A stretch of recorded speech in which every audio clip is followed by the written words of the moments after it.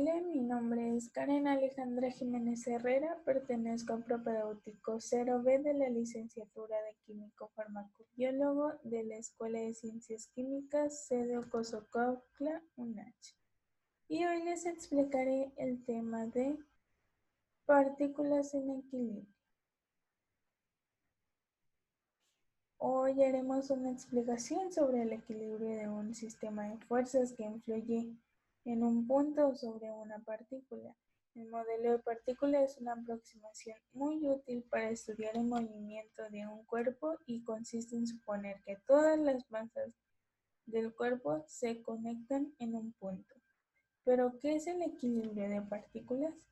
Bueno, pues se refiere a un estado en que se encuentra una partícula cuando las fuerzas externas que actúan sobre ella se encuentran anuladas entre sí. Esto supone que mantiene en un estado constante. Más adelante veremos el porqué y se verán algunos ejemplos para entender mejor. Pero antes de todo, necesitamos identificar muy bien en qué consiste el equilibrio. Supongamos que tengo un cuerpo que tiene un montón de fuerzas aplicadas que pasan por el mismo punto, así como se muestra en la imagen. Se dice que un cuerpo estará en equilibrio si la acción de estas fuerzas se compensa de manera tal como si no actuara ninguna fuerza sobre el cuerpo. Pero ¿cómo podemos identificar si un cuerpo no está en equilibrio?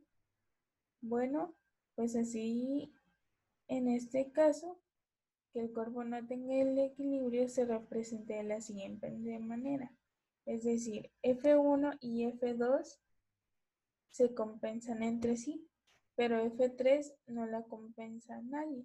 Por lo tanto, el cuerpo se movería del lado izquierdo por la mayor fuerza de tracción.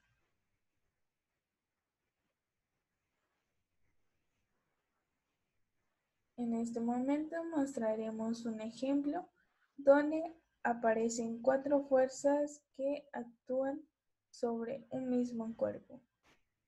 En este ejemplo utilizaríamos para su resolución el método del polígono, el cual consiste en unir punta con punta de cada uno de los vectores, teniendo en cuenta su magnitud, dirección y sentido, de tal manera que podremos determinar el resultante tanto de eje X como de eje Y. Y si F4 coincide con el punto de inicio A, el sistema de fuerzas está en equilibrio.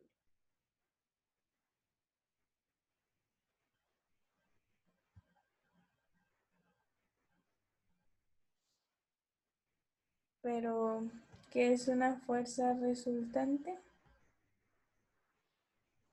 Bueno, pues esta se lleva a cabo sobre el punto que representa el objeto, por lo cual es donde todas las fuerzas pueden sustituirse por una sola que hace el mismo efecto, la cual se denomina fuerza resultante o fuerza neta y se denota como Fr o Fn.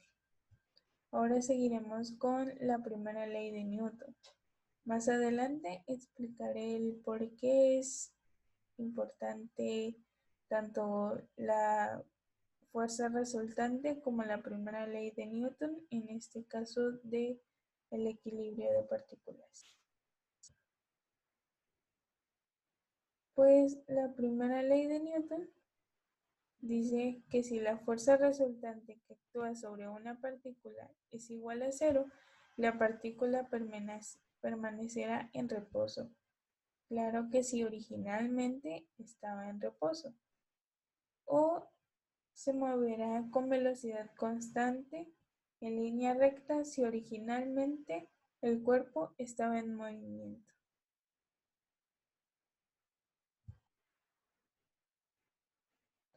Ahora sí, ¿en qué nos ayuda saber sobre la fuerza resultante y la primera ley de Newton en el tema de equilibrio de partículas? Porque para que haya equilibrio es necesario que la suma de los momentos en torno a cualquier eje sea cero, como lo que habíamos visto anteriormente en la primera ley de Newton. Y las componentes horizontales de las fuerzas que actúan sobre un objeto pueden cancelarse mutuamente y lo mismo debe ocurrir con las componentes verticales.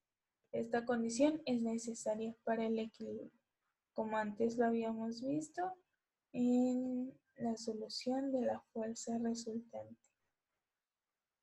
Bueno, muchas gracias por este video y este proyecto fue proporcionado para realizarse por mis docentes.